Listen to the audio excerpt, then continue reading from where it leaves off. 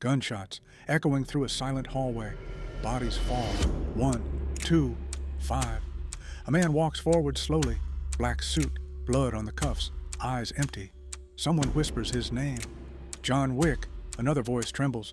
No, not John Wick. A pause. He's the one you send to kill the boogeyman? A gun clicks. John reloads calmly. Not angry, not emotional, just precise, like a machine. Because this man doesn't fight with rage. He fights with control. And that is the most dangerous form of manipulation. But this story doesn't start with guns. It starts with loss. Before the world feared the name John Wick, before the underworld called him Baba Yaga, there was another man, a man named Jardani Jovanovic, a ghost from a violent world. He grew up inside crime networks where survival meant emotional detachment. Assassins in such environments learn to compartmentalize emotions, separating feelings from action so they can treat targets as jobs rather than people. That psychological trick is the first secret: detachment. If you feel nothing, no one can control you. But the underworld still controlled him. The Russian mob, the Tarasov family, their boss, Vigo Tarasov, once gave him an impossible mission: destroy every enemy of the organization in one night. A suicide assignment, but John Wick completed it. The bodies he buried that night built the criminal empire that followed. That moment created the legend. Not a man, a weapon, and every weapon has a weakness. Then something unexpected happened. Love. John met a woman named Helen. For the first time, the machine stopped. He left the assassin world. He buried his guns. He tried to become human again. Psychological research on the character suggests his violent behavior is shaped by deep emotional conflicts, grief, trauma, and the search for identity beyond revenge. Helen became his anchor, his escape, his redemption. And then she died. Cancer, slow, painful, silent. When Helen died, John Wick lost everything. But she left him one last gift: a puppy. A small creature meant to help him grieve. A symbol of hope. A reminder that he could still feel. Then one night, everything collapsed. 3 gangsters break into his house.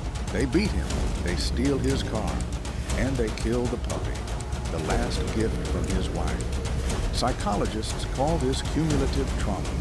When multiple emotional losses happen so quickly, the mind cannot process them properly.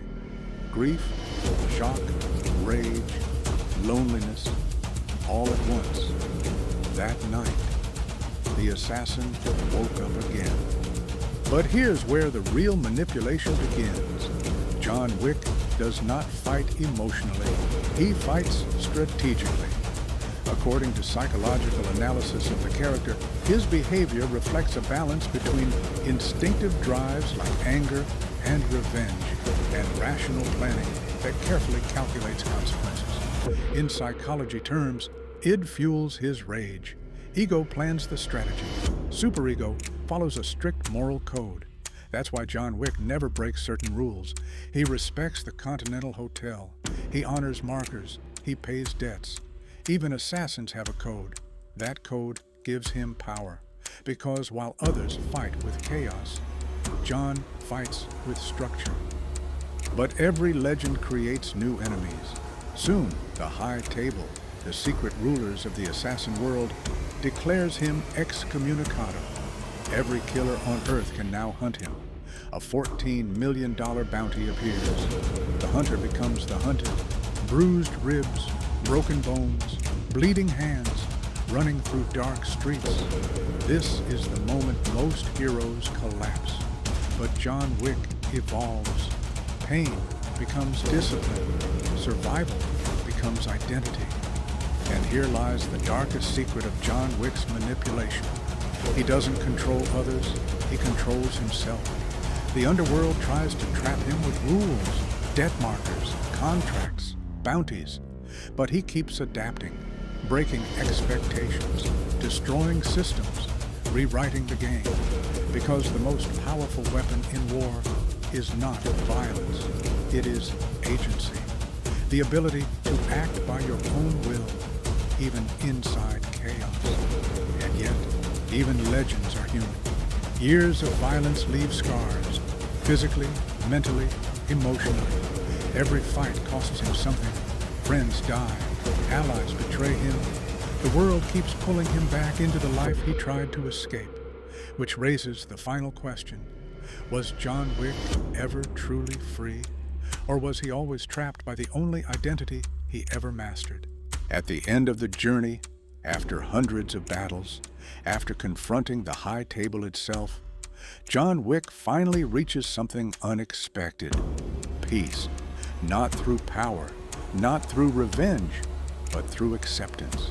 Because the real lesson of John Wick isn't violence, it's discipline, emotion control, pain transformed, and the terrifying truth that the most dangerous person in the world is not the strongest, not the fastest, but the one who has nothing left to lose.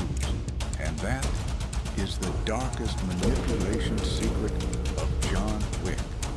He never tried to control the world. He only mastered one thing: